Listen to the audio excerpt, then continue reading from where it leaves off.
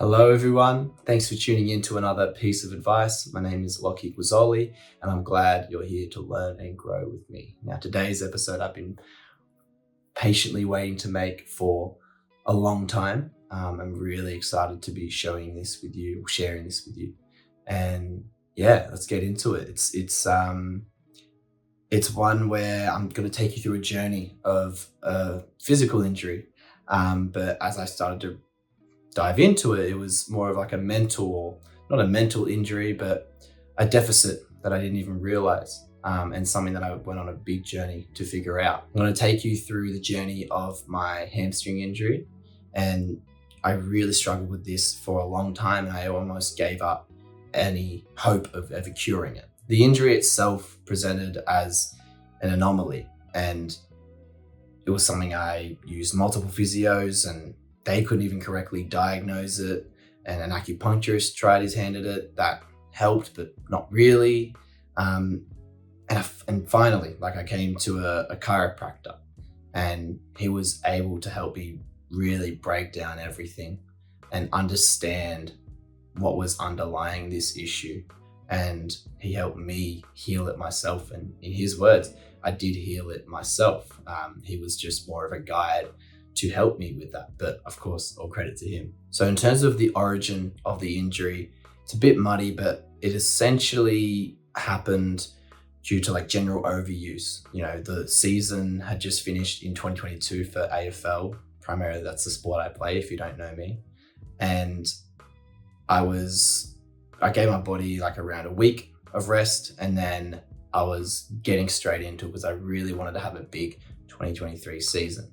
And management of my body, and particularly balancing stress on my nervous system, is something I've improved with over the years. But here I faltered. I obviously put too much tension on my body, and I tweaked my hamstring in a way that I hadn't felt before. And then from this tweak to my hamstring, I went down this very long, arduous road of a treatment plan. And I went with what I knew, what had worked before. I saw 3 different physios because I thought, well, this one's going to be better than the last one, and whatever. I just wanted to keep trying, and it was me getting my hopes high, and then it all plummeting down. But I was trying. I kept seeing people, and I kept getting my hopes up and having them thrown in my face. But oh well. They all had different diagnoses, which was hard to work with. And then, to be fair to them, they were only dealing with the physical symptoms. And I'll get into why that is such an important distinction to make when we're talking about pain signs, or when we're talking about something that is physical that can be aggravated by something that is mental. I saw also an acupuncturist, and that kind of helped with the pain. And so that gave me that sense of hope again. It lifted me up a bit. And then the pain came rushing back, and then I just was devastated. It was just this cycle of throwing money at things, throwing time, throwing my heart into a lot of different things to get something to work. I was forcing myself to be on the basketball court and be on the footy field, and it was just devastating. Every single time I came around, it was just more pain, and the fixation on the pain grew, and I became obsessed with it. I even kept telling people, it'll be a couple of weeks, on the surface, everything was sweet. I was strong, and based on the physio's diagnosis and my progression under their treatment plan, I was killing it, right? I was strengthening heaps in the hammies and in my glutes, but mentally, actually just how I was feeling the pain, the feeling side of it was not there. And I didn't know what was wrong. And I stress this, it was so frustrating because I'm trying all of these things. I probably would have sunk a couple of grand into all the different treatments for me to try to get better. It sucked. And it was a journey that I guess I'm grateful to have gone on. But in the moment, man, I'm like, I don't want to play. Well, I want to play again, but I don't think I can play again. I don't think I can use my body the same way I have used it before and have enjoyed using it before. I really felt like hopeless. It's not the end of the world, obviously, but AFL and sport is a very important thing to me. And so to not be able to do that was, it was just jarring. It threw me off. And I couldn't even focus on doing other forms of physical activity, which is on me. I could have done those things, but I couldn't focus on those things. It's like when there's one problem in front of you and you can't fix it, everything comes about that. It's the fixation, the obsession over that one thing. You can't move on to something else. That juggling is something that I'm better at now. I've definitely improved at. But just not being able to move past an obstacle that if you do everything within your control and it still isn't working, there's not much else you can really do. You just have to move on with life. You just have to do something else. And yeah, I don't have any anger against any of the experts that helped me, because they only really dealt with the symptoms that I presented. So yeah, this went on until the end of my footy season in 2023, and I only played 4 games of that, and I barely played those games. I really forced my body to be out there, even had painkillers, which I don't recommend. You need to be out there, 100% out there, playing, and be okay with your body. It shouldn't be something where you're forcing yourself to be out there for any reason. And I had a mate who recommended seeing a chiropractor, and I was like, fine. I had seen one years back for some back issues, didn't really help. It felt like a pseudo science, like I didn't really understand what was going on. And maybe I just wasn't at the stage to understand it. But I said, hey, screw it, let's do it. And I found one that was near me. I found one that was a 2-minute walk. That's that's how I was. I was just like, I don't want to go anywhere else. I just want to go to something really close. It was literally around the corner from me. And I was like, let's do it. Yeah. It felt like a last ditch effort. And I put my emotion into it as if it was a last ditch effort. And that kind of actually helped, because I took pressure away from it being the solution. I was just like, well, let's see how it goes. And maybe a bit of positive nihilism there, but I just threw everything into it. And I was just like, if it works, it works. If it doesn't, I try it, And I remember tearing up in the first session because, oh man, I was trying to explain everything that had happened with this injury, from its origin to all the different experts that I saw, the progression, and, getting my hopes up and having them thrown in my face. And I just felt so overwhelmed. I was crying because the details felt so foggy. This timeline of this injury was not linear, and more in life, I'm learning things are never linear. There's no just straight line way to get back from anything. And if that is that, you're probably not learning, you're not growing. It isn't something that's challenging. And that's fine. If there's things that are linear, it's great. I'd rather things be linear. But when things are complex and, not linear, it forces you to start to really understand yourself. It really forces you to challenge yourself, to challenge your preconceived notions about the world around you.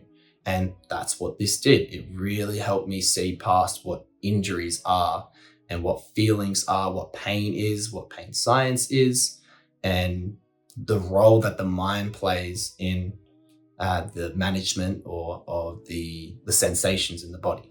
So fast forward, I do see the chiropractor, and slowly things start getting better. And I really want to dive into some lessons that I learned from this. And these are things that I've kept with me to this day. There's certain things I learn, and sometimes I don't, sometimes I forget about them for a couple of months or maybe a year, right?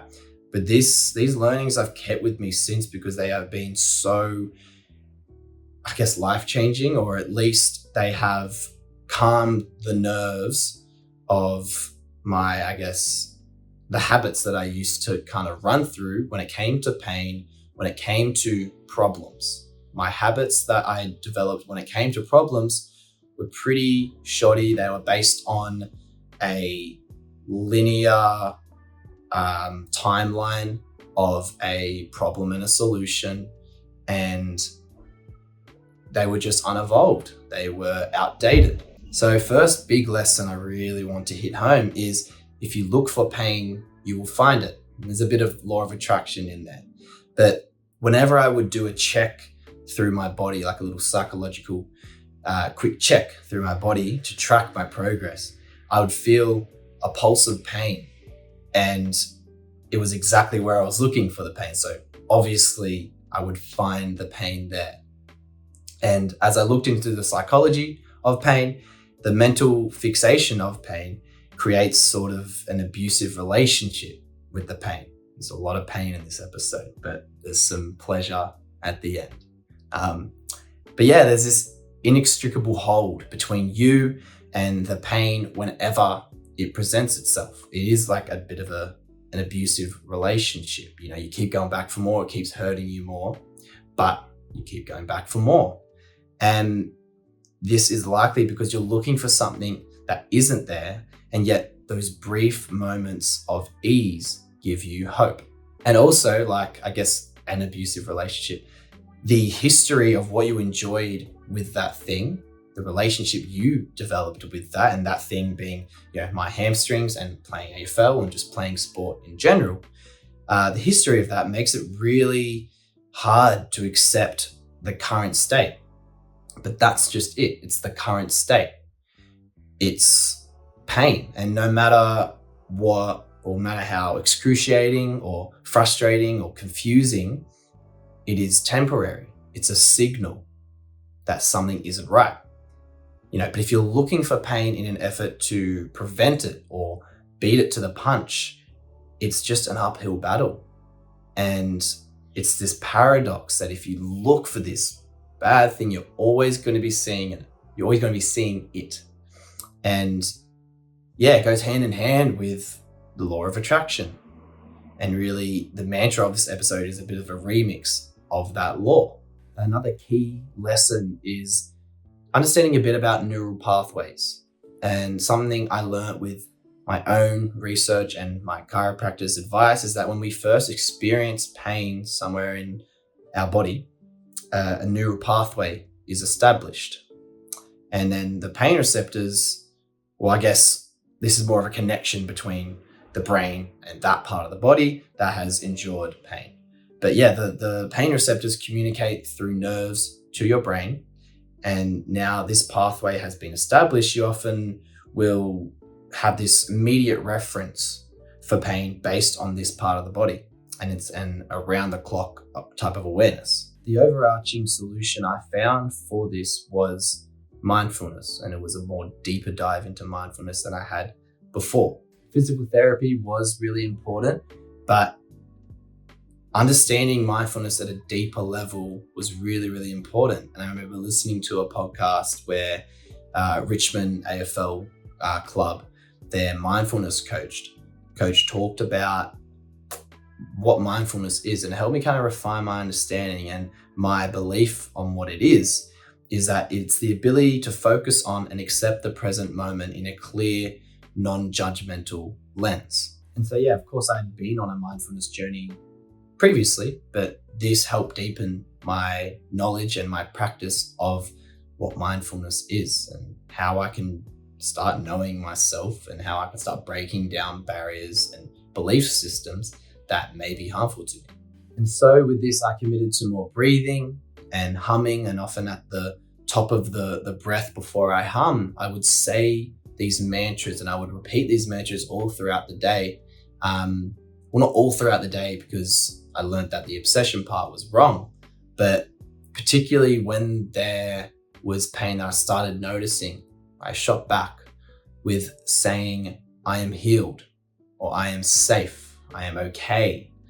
You know, it felt silly, but the fact that saying this as if it had already healed and everything was all okay, you know, really helped me turn things around. Me kind of tricking myself into believing that everything had healed, that's what happened. I started healing. So in my brain, I started saying, I am healed. I'm already healed from this injury. And this is before I even got back to running. And eventually the pain felt more manageable and I could start doing small jogs and small activities again. And I kept going back to those mantras of I am healed, I am safe, I am already healed from this injury. It's not even an injury, right? It's just feelings that I kind of told myself, which might be a bit of like gaslighting or whatever. But that's where I lowered that tension. My attention went to the tension and I started lowering that tension because I realized my mind is much more powerful than the emotional or the signals of feeling that my body would ever give me. And for whatever, is troubling you in general, this is not just with injuries, but thoughts and emotions won't and can't and won't ever kill you. They are simply signals that something is wrong. And what my chiropractor helped me understand with neural pathways is that they become habitual processes that in times of mental and emotional stress, so when your stress is heightened, they create pain that isn't there. And then you are seeking pain instead of, or I guess these receptors are seeking pain and establishing it or cultivating it in the body instead of simply doing their job and signaling pain as it comes. So in that heightened state of stress, it's like you are super paranoid and every little feeling is a shot of pain to keep you in that safe place of being sedentary, of just not doing any activity, because any activity has eventually led to some sort of pain, but life is pain. Have to embrace it. And even in my rehab, the pain as I started running again was there. But I said, I'm going to be curious about this. I'm not going to look at pain and have this negative relationship with it and let it dictate me. Okay. I'm just going to accept it as a feeling and see what happens if I continue. I'm going to be curious about it. I'm going to have a bit more of a wondrous or keen feeling about it instead of this is negative, I'm scared of this. I'm going to explore it. So my main takeaway is, as the title clearly states, is tension grows where your attention goes. Bit of a run on words there. And what we ruminate on becomes where we place expectations. Where we place expectations becomes something we aim to control. And then what we aim to control becomes what we feel responsible for. And we can't, or when we can't ultimately control something, we feel intense despair and we start grieving and we feel frustrated. Like I mentioned before, I was checking in on my body constantly. I became obsessed. And it was like every single second I would try to notice that if there was any changes. And obviously there wouldn't be any changes. The obsession over it compounded the pain that I was experiencing. But really, that pain that I was experiencing was an aggravated symptom of some mental and emotional stress that I placed on it. And as I slowly diverted my attention towards what I could control, I started to move freely again. I started to dive into movements that felt good for me. And there was that pain at the start. There is always going to be pain at the start. Even when you do go into the gym, you don't feel the physical pain. There is that kind of signal that you get. Your brain is telling you to be safe. And it's saying, oh, maybe not today. No, not feeling like it today. I'm a bit too tired, or don't want to feel tired at the end of the day, or whatever things that you get, whatever signals you get sent. It might not be physical. It can be a very emotional thing that you get sent that tells you, hey, we don't want to do this, because your brain is intending to keep you safe. And any new experience, any experience where there is resistance involved, your brain is going to tell you to, hey, let's not do this. Let's steer away from it. But avoiding that causes much more pain than embracing and exploring it. Switch it to exploring it instead of just fighting or, gritting through the pain. And, I received chiropractic adjustments. I did stretches. I staggered my training, I did my breathing and my humming. But that's all, I guess, physical. I guess the breathing and humming was separate. It was something that I started to really retrain my brain with, but all those other things were very physical. My obsession over this problem was the core issue, and this is backed up by my chiropractor and my own research into pain science. So to recap, tension grows where your attention goes, and where there is a problem, number one, obsessing over it won't fix it. It may even multiply or compound the problem, may make it worse. And two, focusing on what you can control will change your relationship with the problem. So yeah, I feel like I've rambled on a bit too much. I was trying to get this to like 10 minutes, but that's whatever. Thank you really for listening. I think this is obviously something I've been looking to make for a long time, and I really wanted to track my progress with the injury and eventually all good so I can speak about it.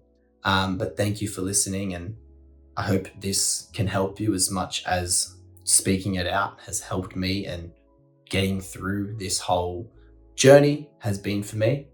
And I'm very proud to say I'm in the best shape I've ever been, physically, and I'd say emotionally as well. I'm much more calm, and I'm much more adept to challenges. I'm less scared of them, and I embrace them more often because I know only growth can come from them. I'm definitely in my most balanced training regime, and the pain does spike here and there, and I've learned to make progress for my healing and my mind-body connection through a deeper dive into mindfulness, through understanding that I need to accept the present moment and be grateful for that moment because it is a moment in time, right? And I need to look at it through a clear and non-judgmental lens. It's a part of the journey, a necessary part of the journey. This moment right here is a necessary part of my journey moving forward. In 10 minutes from now, it's still a necessary part of the journey. It's all necessary. It's all part of the journey. Yeah, it's all things that you will learn along the way. I'm able to rationalize with these pain signals, and therefore I can calm my nervous system because I can talk to myself a bit more. Anxiety is such a misuse of imagination, and I want to do a little episode, very small episode on that. But anxiety is such a misuse of imagination. All this worrying, overthinking about what could go wrong, instead of creating these beautiful, positive, just amazing experiences that feel euphoric. And yeah, you may be chasing that feeling, but you're just chasing a moment. And the moments are the most important thing that all of us will ever have control over. That's the only thing we will ever have, this moment right now. I was able to, this past year, 2024, play a full season of AFL. Personally, I'm very happy with how I played. We didn't do too well as a team, but I'm very happy with how I played. And it was in the highest league that I've ever played at before. So a lot of load on the body. And I was still playing basketball as well, played a full season of basketball along with it, as well as a whole bunch of other training that I did not fathom I could even do if you told me I was doing it a year ago or a year and a half ago. I'm very grateful. I'm healed, and my attention is grounded in this moment for what it is. It's just a moment among many other moments that help me be the person I'm meant to be. Thank you again for listening, and I hope you have a great day. Thank you.